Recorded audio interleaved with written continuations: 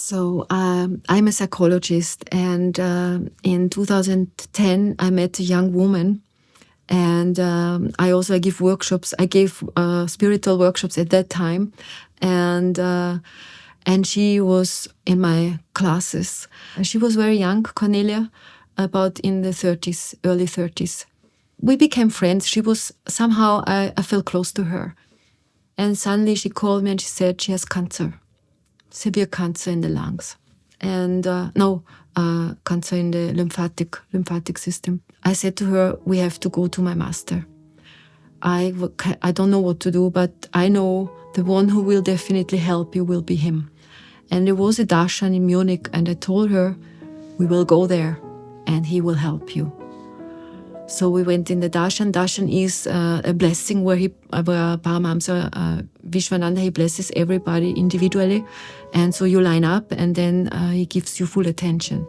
And you have this glimpse of the divine love when he looks at you. So she was there, and I was so upset that I was speaking loud to him. And I said, please help her, she has cancer. And he looked at me like this, and then he was focusing on her. And she said to him, I have cancer and I have 2 little boys, and please can you help me? And he looked at her, and he took a ring from his finger and he gave it to her. And then he said, you will be okay. And we went away, we went home, and we were in a great hope. And then she went to the doctor, and the miracle had happened, no cancer at all. There was no cancer cell in her whole body. We were celebrating, I remember, with the phone. I was in the kitchen, we were dancing, crying, because she was calling me and she said, no cancer at all. And we was just, we were jumping around and celebrating. And 10 days later, she died from lung infection. And I fell in a dark hole. Nothing made sense to me anymore. I don't even want to say what I think, but I was doubting the word of my master. I said, is this okay? Is this okay for you? And I was thinking, my work has no sense. My life has no sense. I felt in a deep depression, and I wanted to stop my work, actually, my job. And I did not know what this would be now, what relation I would have now with my master.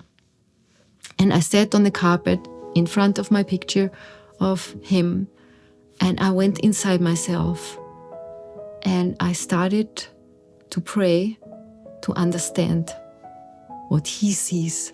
I said, please, let me see what you see, because what I see, it doesn't make sense.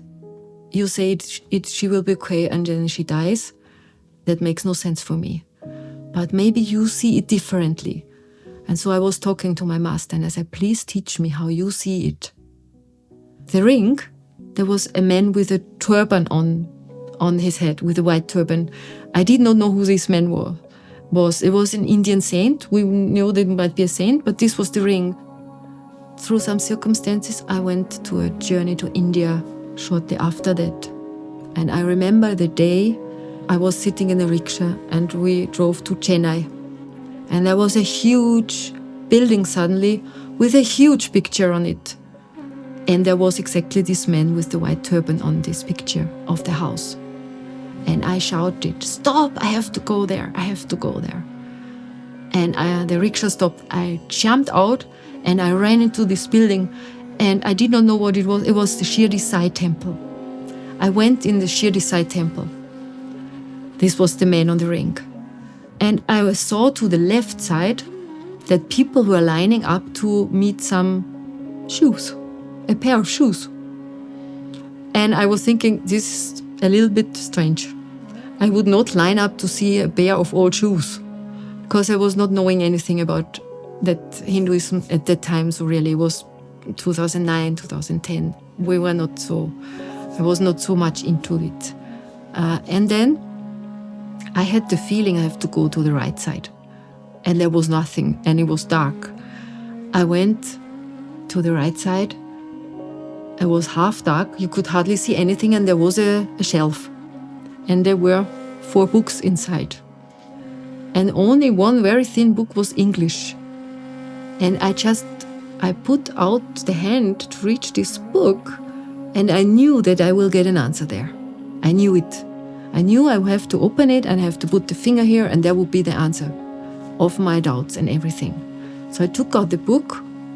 It was too dark to read, so I opened it, I put the finger in, and I went with the finger in the book to the light. And there was the sentence, "You will be okay. You will be okay." And the story was like this. Shirdi Sai had a disciple, and the daughter of this disciple became very ill. So the disciple went to the master and said, "Please, can you heal my daughter?" And Shirdi Sai had looked at her and he said, "She will be okay." And afterwards, the daughter died.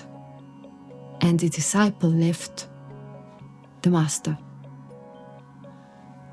20 years, 30 years went by, and suddenly the disciple had a dream where Shirdi Sai was coming in the dream and had his daughter on his arm, and the body of the daughter was completely destroyed, and she was in a lot of pain and suffering.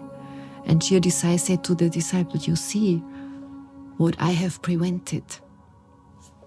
This is what I stopped." And at that moment, the disciple went back to the master. And that was the moment where I went back to mine when I read this story.